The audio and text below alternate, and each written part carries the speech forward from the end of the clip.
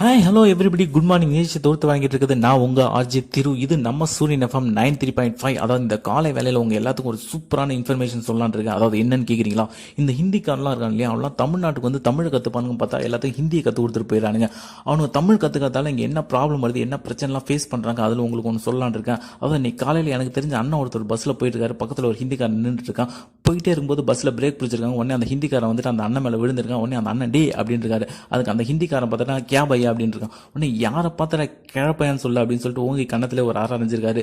திரும்பி கேபையான்னு சொல்லுவாங்க. திரும்பி யாரை பார்த்தா நீ கிழப்பையான்னு சொல்ல திரும்பி காது மேலே 2 போட்டுக்காரு. உடனே பக்கத்தில் உட்காந்து அங்கிள் எந்திரிச்சு கேபையனா கிழப்பையான்னு அர்த்தம் இல்லப்பா, என்னடான்னு அர்த்தம். ஓ, கேபையனா என்னடான்னு அர்த்தமா, சரி அப்படின்னு சொல்லிட்டு திரும்பி காது மேலே 2 போட்டிருக்காரு. முன்ன பின்ன தெரியாதவங்க நீ எப்படா வாடா போனான்னு சொல்லான்ட்டு.